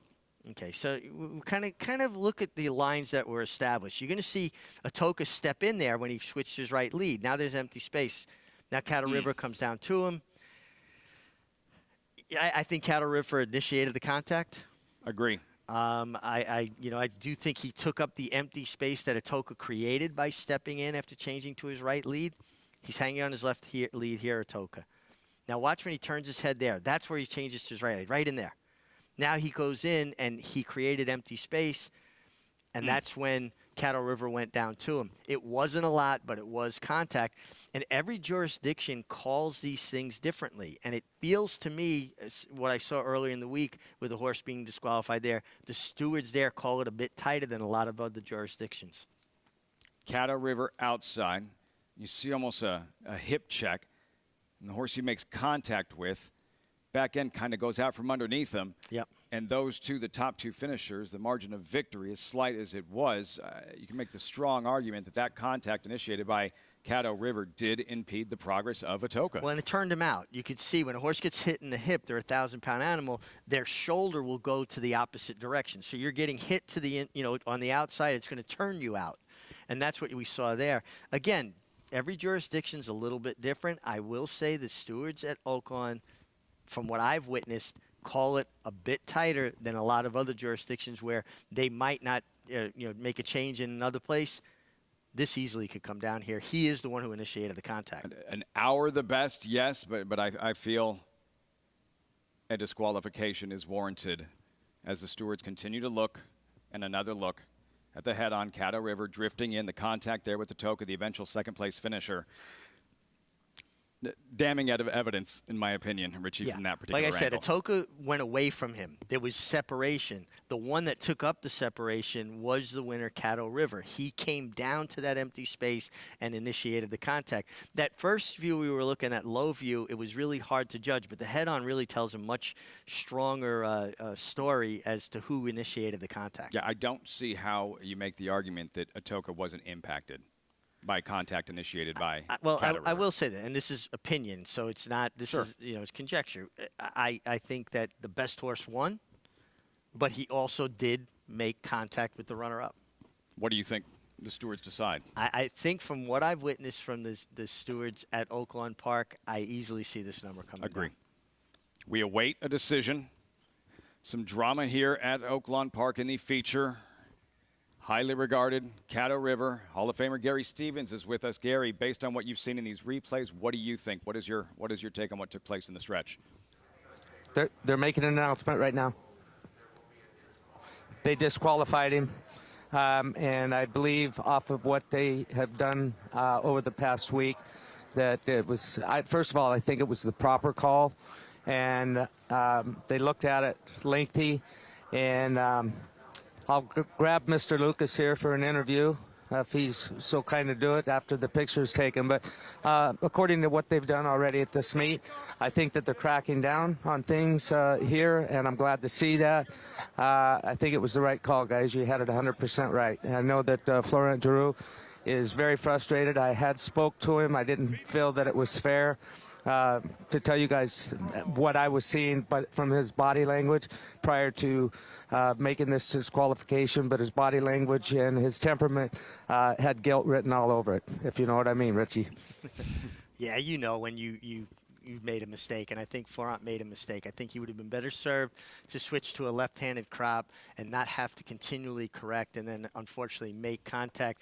Caddo River, big comeback. We're going to see good things from him. It's a shame that he came down, but I agree. Stewards made the right call, and they've been consistent. And that's what creates safer and better racing when stewards are consistent. Lots to unpack after the feature at Oaklawn. Caddo River disqualified. Hall of Famer, legendary Dwayne Lucas, co-owner, winning trainer with Atoka and Luis Contreras in the 8th at Oaklawn. Much more from Oaklawn when we come back.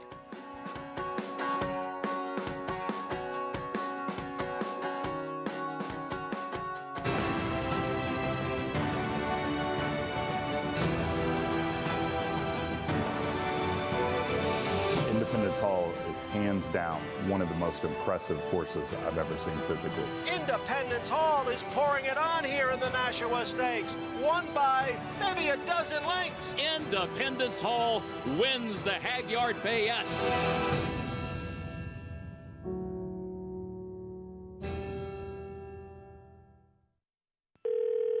Hello, you've reached the offices of West Point Thoroughbreds. Please leave your name and your number, and we'll get back to you as soon as we can.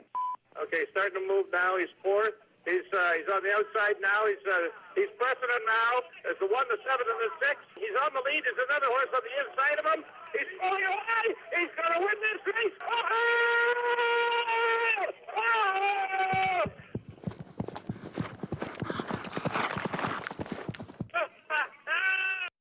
Irish Hill and Dutchess View Stallions proudly standing the ultra-fast, multiple stakes-winning son of Uncle Mo, King for a Day, who took the Sub-Martin Stakes at Pimlico in his first start at 3. King for a Day, who'll rule supreme in the Sir Martin. And the only horse to outrun 2019 3-year-old champion Maximum Security. Maximum Security has been defeated. King for a Day by a length. Sire maker extraordinaire Uncle Mo's King for a Day. Visit IHDVStallions.com to book your mare today. No sport in the world brings the wins home like racing. It's one-of-a-kind, high-speed, high-stakes action, and Naira Bets takes you there. Place your bets and watch the races live from anywhere. With Naira Bets, make easy, secure deposits and promotions every day to earn reward points or cash. Download the Naira Bets app or visit NairaBets.com.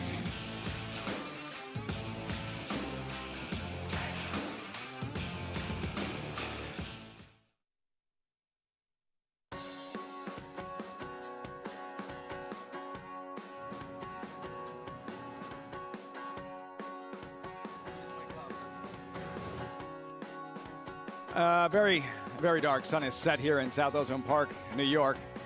America's Day at the Races continues. Oaklawn Park, where we just saw the feature, some controversy. Caddo River, victorious in his return. Shortly thereafter, disqualified. Atoka, game effort in the stretch. Ran back to that ACAC form. Another look, the head on there. On the outside, Caddo River, Florent Giroux. Atoka on the inside, Luis Contreras. Caddo River initiating the contact and disqualified by the stewards in the 8th race here at Oaklawn Park.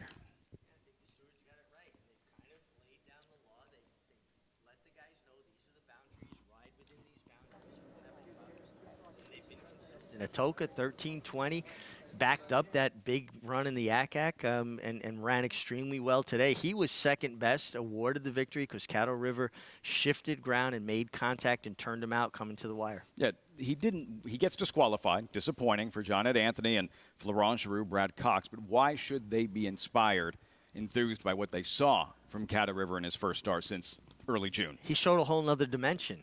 You know, he was rank early, rating behind what seemed like a tepid pace, and then he finished. He showed the ability to rate. He showed the ability to overcome adversity, and to me, he looked like a bigger, stronger horse than we saw earlier in the year. You feel for Brad Cox, had his horse ready to run, and through no fault of his own, lost the victory. But you know, he and Florent Giroux are a good combination because he shows confidence in Florent Giroux. So even when a rider makes a mistake, if you back him up, he'll never make that same mistake twice. Caddo River disqualified in his comeback today at Oaklawn Park. Atoka, trainer Dwayne Lucas, Luis Contreras in the featured event at Oaklawn Park. Much more from Oaklawn. Still have the 9th and final to close the show here on America's Day at the Races. Been an exciting Sunday afternoon of racing. One left in Hot Springs, and again, still more to unpack following the feature and the disqualification of Caddo River.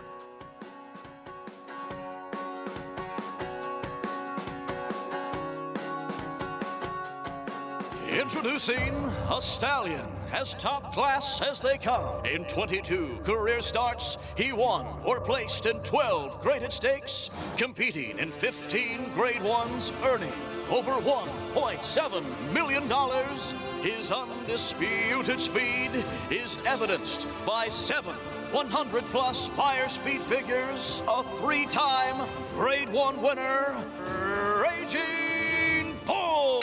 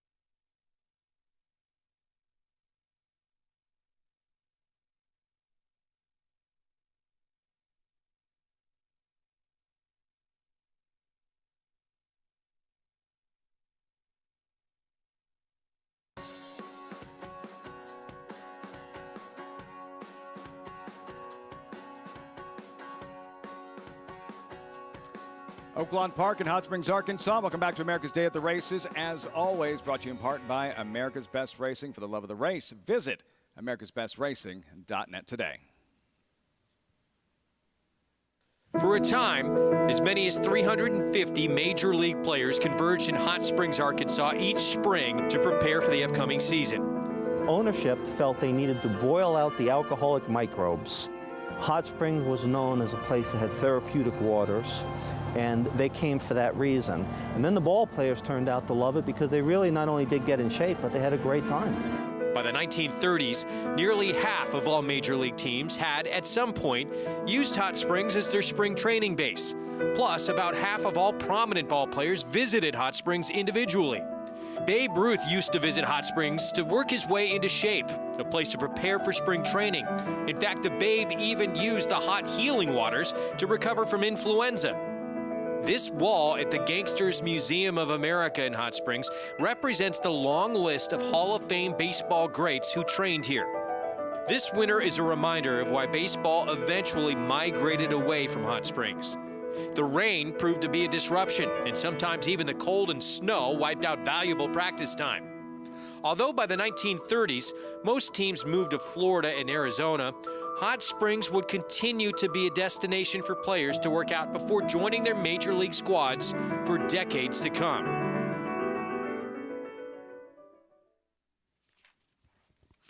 Such a cool town, so much history, the tradition, spring training, and thoroughbred racing top notch. One left from Oaklawn when we come back.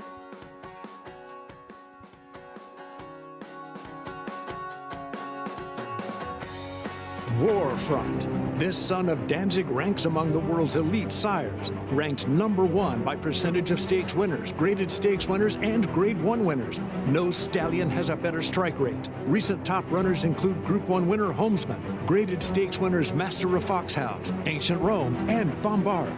Plus Annapolis, who became his sire's 100th stakes winner.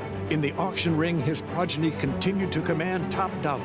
Warfront, standing at Claiborne Farm. Need help in finalizing your picks for the next race?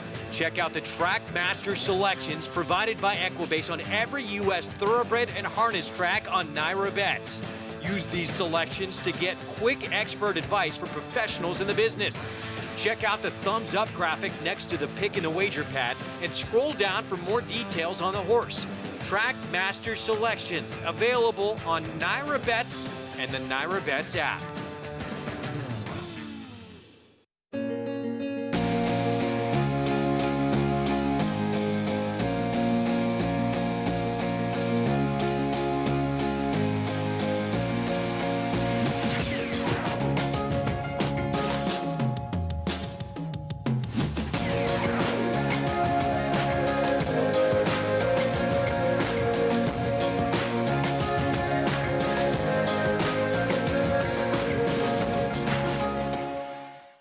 Racetrack Television Network brings you every race, from every track, on every screen, every day. With monthly packages starting as low as $5, RTN gives you great value and access to more live HD streaming and race replays than anyone. Visit RTN.tv today to sign up and watch on almost any device, including Roku and Amazon Fire. Use promo code TRYRTN for a 5-day free trial.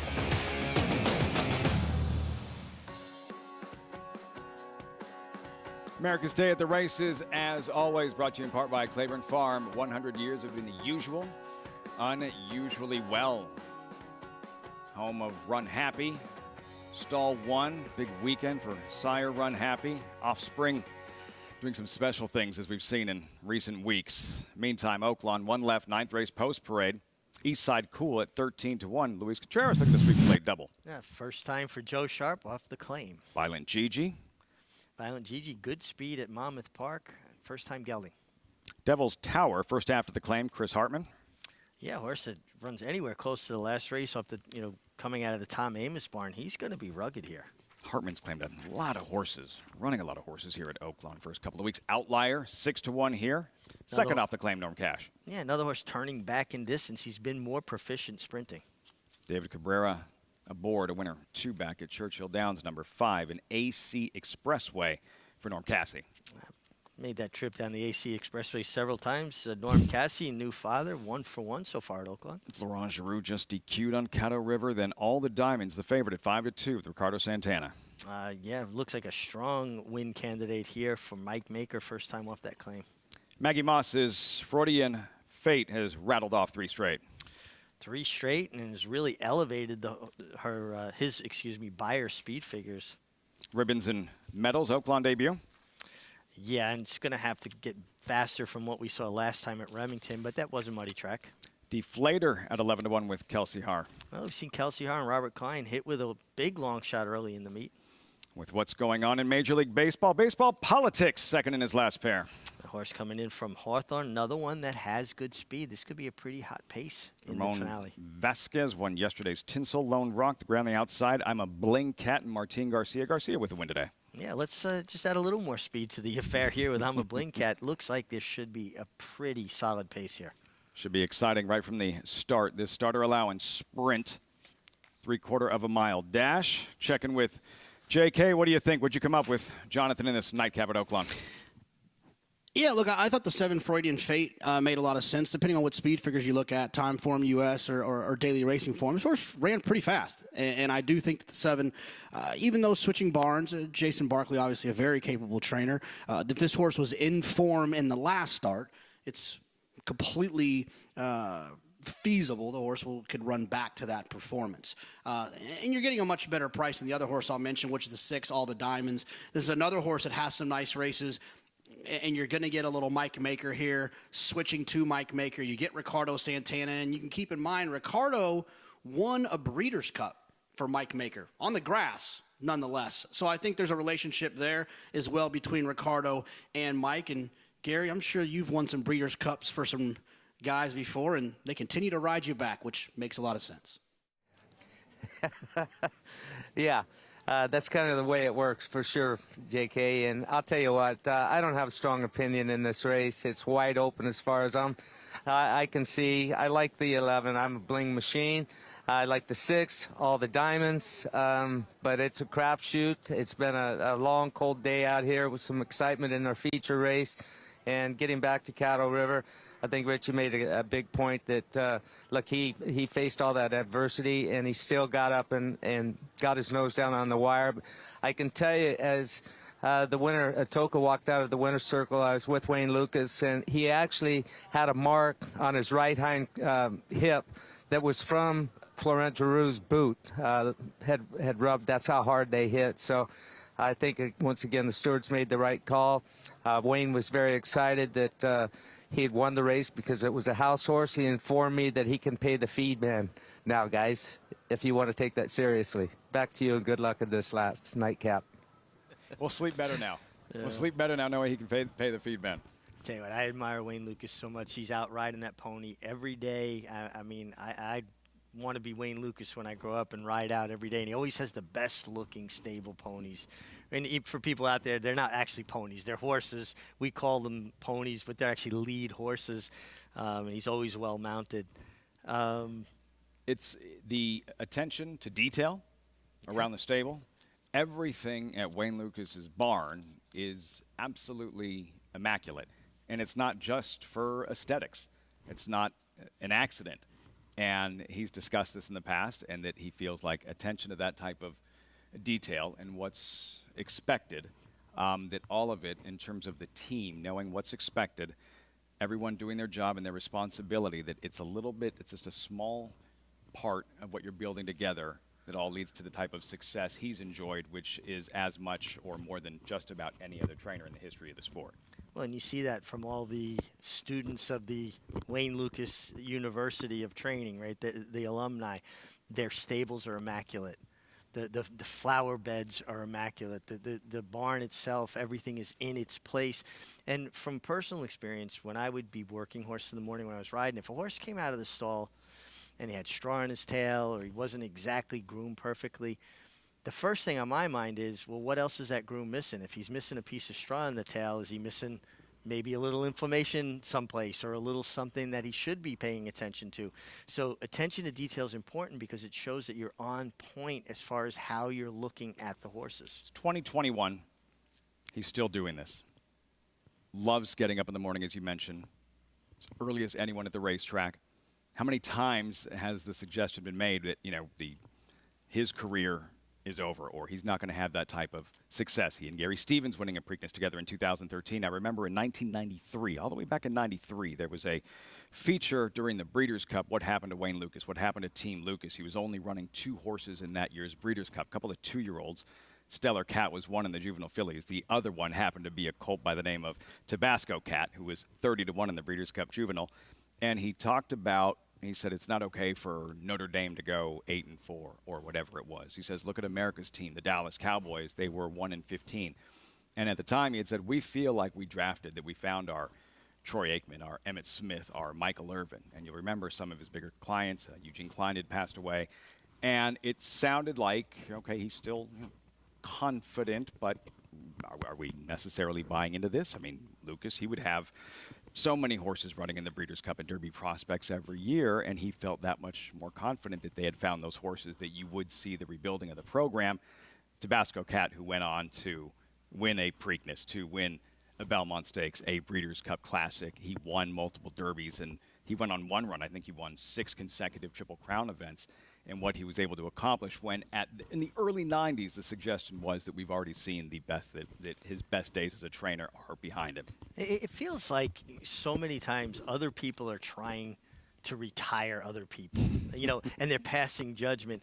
And, interestingly enough, I worked extensively with Tabasco Cat and Wayne's son, Jeff, when he was a 2-year-old, and I won his first 2 starts or the first 2 races that he won.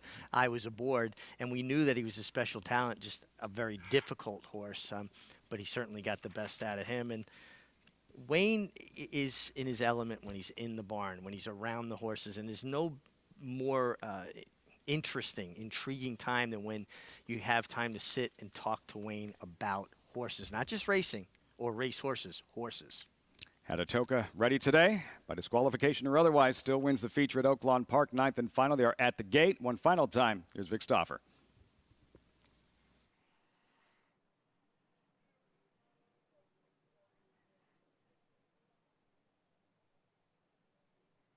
Violent Gigi has unseated the rider. David Cohen right back aboard. They're at the post. They're off. Devil's Tower breaks well from the Flater and Freudian Fate. Ribbons and Medals checks off heels. Baseball Politics on the move. Eastside Cool and Violent Gigi with I'm a Bling Cat, followed by All the Diamonds, and the trailer is AC Expressway. Up the backstretch, 4 of them across the track. At the rail, Devil's Tower, then Freudian Fate, and a 3-wide Deflator. 4 wide is Baseball Politics. These 4 right across the track. Just in behind that lineup is another lineup of 4. Eastside Cool, Violent Gigi, Outlier, and I'm a Bling Cat. 8 horses separated 2.5 lengths. Then comes Ribbons and Medals. All the Diamonds has got to go from there, about 10 off the lead, and AC Expressway is the trailer. Talk about many chances at the top of the stretch. Deflator, Freudian Fate, Devil's Tower at the rail, a 4-wide Baseball Politics, a 5-wide I'm a Bling Cat. These 5 across the track, Baseball Politics and I'm a Bling Cat. These are the 2 that emerge, and Baseball Politics is a neck in front, now a full length. I'm a Bling Cat is second. Eastside Cool, and to the outside, Ribbons and Medals. It is Baseball Politics, Ribbons and Medals, Baseball Politics in front. Baseball Politics 1 over Ribbons and Medals, and then there's 4 across the track for third. AC Expressway is one of them. So is Eastside Cool, I'm a Bling Cat, and All the Diamonds. Baseball Politics in the 9th and final, with Ramon Vasquez won yesterday's featured Tinsel at Oaklawn Park.